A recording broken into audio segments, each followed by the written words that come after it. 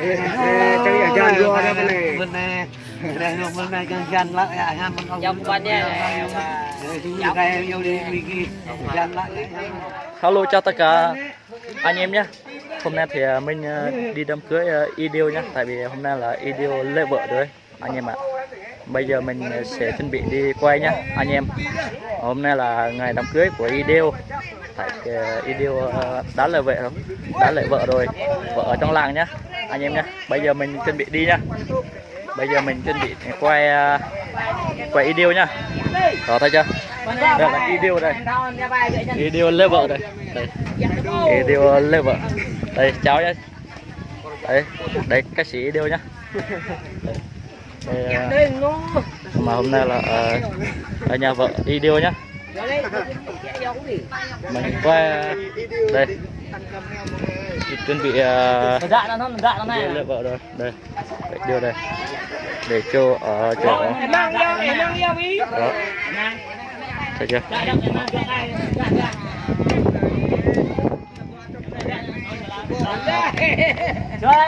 Rồi nhanh nó bên bay cao đi.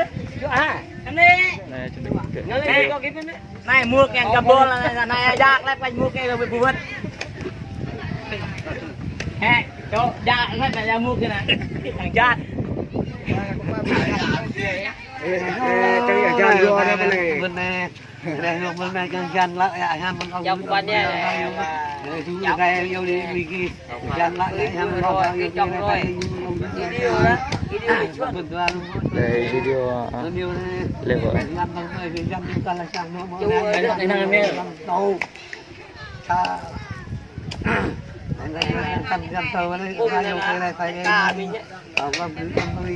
Gia làng trong làng về của mình hơn với lẹ đà của mình. Mà ra là cái Saya juga akan jalan tôi về luôn này chạm được lại nhận thì nhà mình còn mà có yêu đây tôi xe đi xem một cấp đi bên qua này chọn bao quý này nữa chạm lại nhà mình chạm lại nhà em còn nó yêu cái này thay nhưng hơn qua năng quý này tại thì năng quý này là mà thay yêu cái này nhưng không được người bạn ok không nhiều đi chăm đi sao có nó đi lại mà thầy về mà nó không ăn mà thầy yêu cái này thầy nhưng này có yêu em phụ em thầy yêu ý chuột và đây đây điều xuân đang cưới nhau nhé. Đây còn các chị nhé.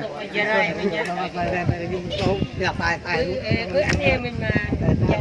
Cần ma ra là cái cần chú cục thì cùng đuôi người bạn kia tàu chẳng để bạn nhận này ha mà con người ha con người xem đi con lại mang cái này nó đi can mất tàu Vì tôi sao băng ấy, coi ra sao đấy. nhắm mắt mình không thể có vui này chẳng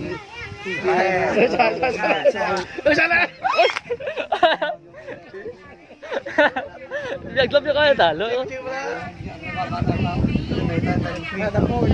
được hiếc nữa không được hiếc đo mà đo mà đấy là nó hiếc Hay là bạn chú nè. bên đấy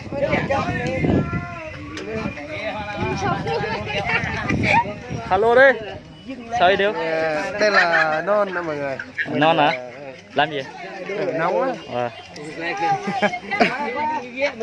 đây hôm nay là cưới Idil nhé. Đây ngày cưới Idil đó anh em về con trong làng nhé.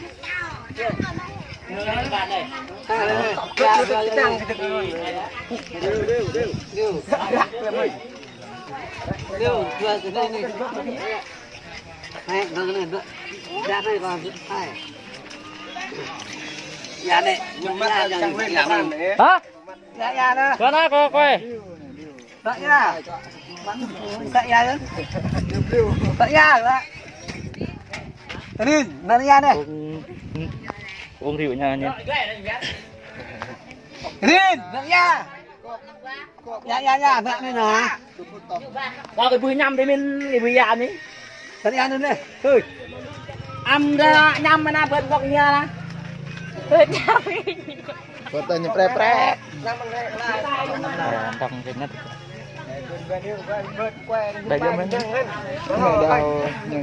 cái phun như thế này không phải phun rồi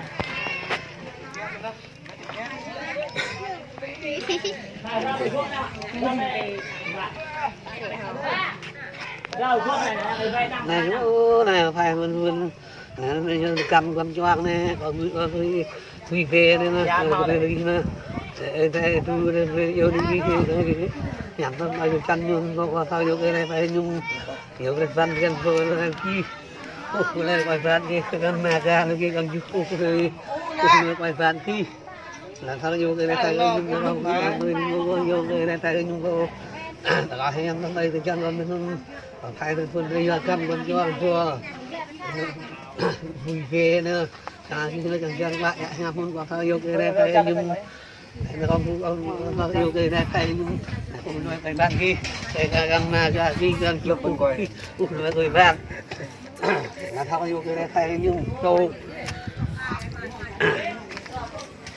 rồi nhưng mà phim mà phim quá tao không biết tôm tao ôi đúa thì không biết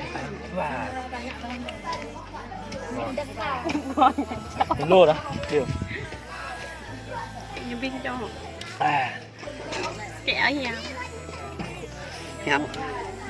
nhầm mình mà đây này bẹp nhầm một lần đây hôm nay kia kia đây vợ với ideo nhá toàn là cách chỉ hết nhá đó thấy chưa đây. Hả gần nữa đây là ideo nhá anh em đó giúp anh cái này đi chào mọi người ideo đây là này cái đoạn đây mê đoan đây như vậy nhưng mà cái này ta đang ta này nó nè con này cái kèn nhá đây là vợ của anh này nha mọi người đang cái đè rồi còn 3 tháng nó đè rồi á 6 tháng rồi 3-4-5 tháng nữa mình không biết cái dưới nó bùm rôm rồi như thế này cái gì đấy phân lặt hả cái này là con nắm hơi dạp cái này là phân đề á việc này đó thôi những cái là phân lặt đây hôm nay ngày cưới của ideo nhá anh em đó thấy chưa đây đây đó. sao vậy đây